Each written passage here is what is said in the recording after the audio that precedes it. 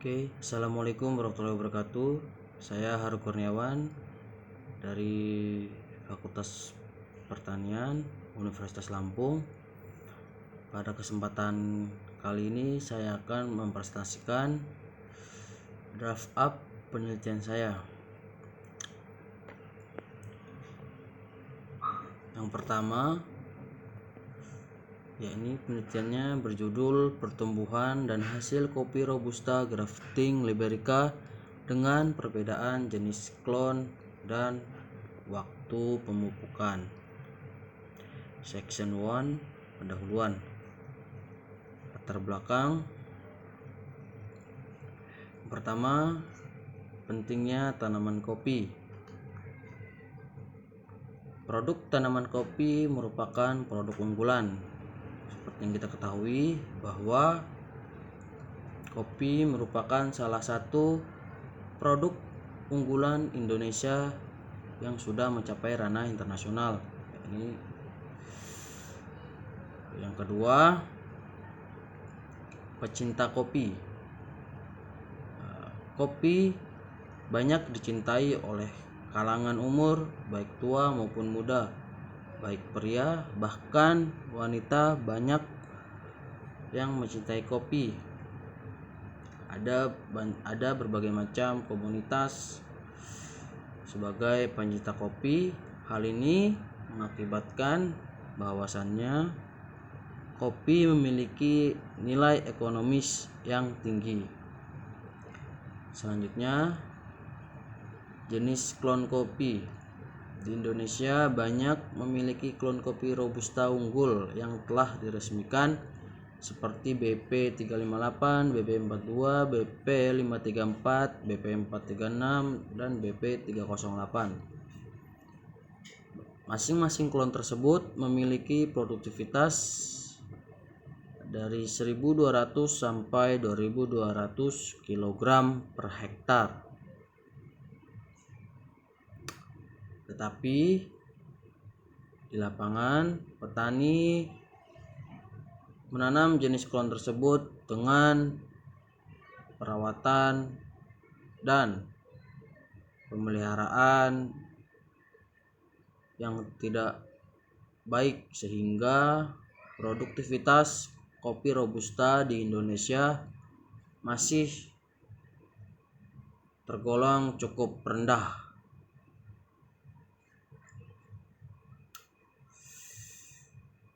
Selanjutnya ada grafting. Kopi robusta berkembang biak dengan menyerbuk silang. Maka dari itu untuk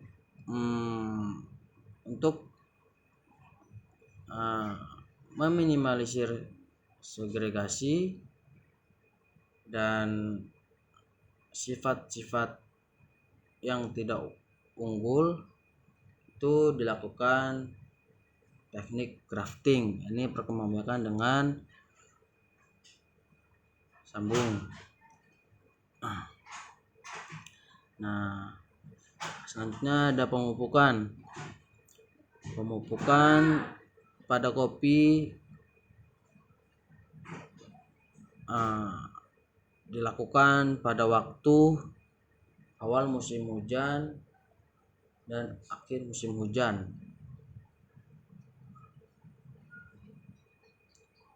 Selanjutnya, rumusan masalah yang saya angkat, yakni pertama, apakah waktu pemupukan berpengaruh terhadap pertumbuhan dan hasil kopi robusta grafting liberica? Kedua, apakah klon berpengaruh terhadap pertumbuhan dan hasil kopi robusta grafting liberica? Ketiga, apakah terdapat interaksi antara jenis klon dan waktu pemupukan terhadap pertumbuhan dan hasil kopi robusta grafting liberica? Selanjutnya, tujuan penelitian ini yaitu pertama, mengetahui pengaruh waktu pemupukan terhadap pertumbuhan dan hasil kopi robusta grafting liberica. Kedua, mengetahui pengaruh jenis klon terhadap pertumbuhan dan hasil kopi Robusta grafting liberica. Ketiga, mengetahui interaksinya terhadap pertumbuhan dan hasil kopi Robusta grafting liberica. Selanjutnya, hipotesis atau jawaban sementara. Pertama, waktu pemupukan berpengaruh terhadap pertumbuhan dan hasil kopi Robusta. Kedua, setiap jenis klon berpengaruh juga terhadap pertumbuhan dan hasil kopi Robusta grafting liberica. Tiga, perbedaan waktu pemupukan dan jenis klon terdapat keterkaitan dalam faktor pertumbuhan dan hasil kopi Robusta grafting liberica. Berikut kerangka pemikiran yang saya buat.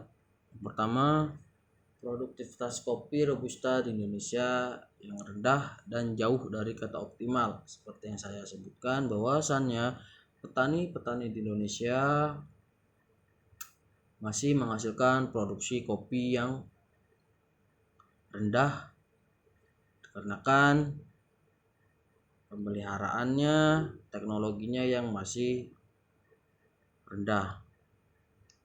Hal ini disebabkan ada dua faktor, yakni waktu pemupukan dan jenis klon. Waktu pemupukan ada sesuai dan tidak sesuai rekomendasi. Waktu pemupukan yang tepat agar penyerapan optimal oleh tanaman. Jenis klon yang saya pakai Corolla 1, Corolla 2, Teguh Bungkuk, dan Dermani. Hal ini kita kerucutkan dengan klon unggul yang cocok untuk grafting dengan batang bawah liberica. Diharapkan kedua faktor tersebut dapat diatasi sehingga produktivitas kopi liberica, kopi Robusta di Indonesia meningkat dan optimal. Section 2, tinjauan pustaka. Kajian pustaka yang saya baca, yang saya ambil, pertama,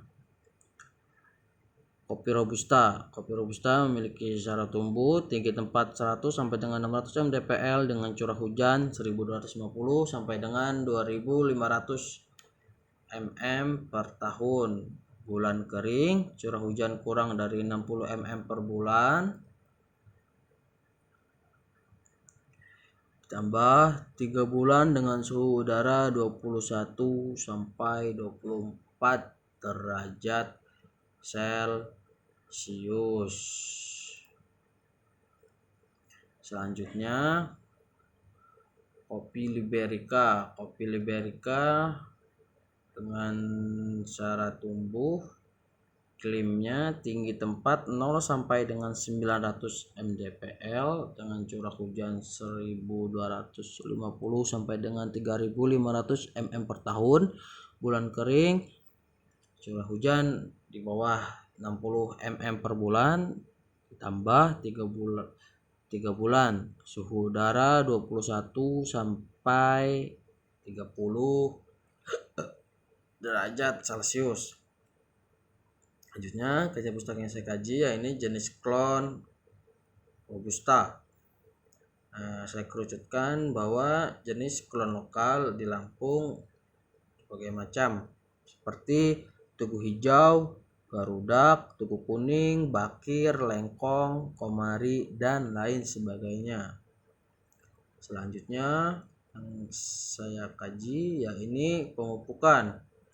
Pemupukan pada kopi Robusta bahwasanya dilakukan sebanyak 2 kali per tahun, yaitu pada awal dan akhir musim hujan. Pemberian pupuk dilakukan dengan cara alur melingkar 75 cm dari batang dengan kedalaman 2 sampai 5 cm. Selanjutnya, metodologi penelitian.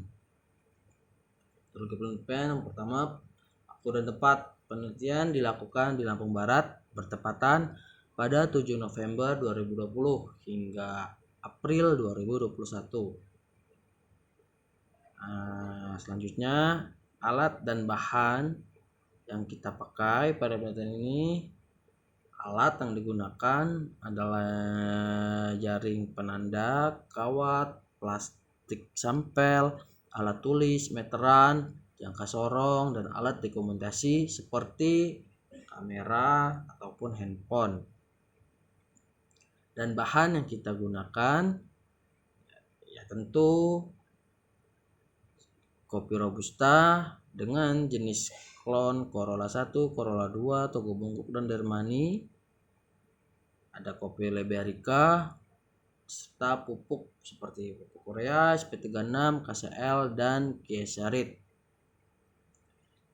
Nah, metode penelitian yang saya pakai,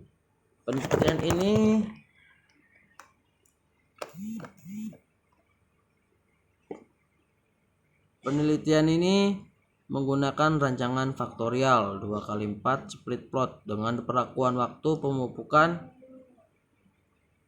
dan jenis klon yang berbeda dengan ulangan per blok. Dalam satu blok terdapat 2 tanaman. Pelaksanaan penelitian, pemupukan dilakukan sebanyak 2 kali per tahun, yaitu pada awal dan akhir musim hujan. Pemberian pupuk dilakukan dengan cara alur melingkar 75 cm dari batang dengan kedalaman 2-5 cm.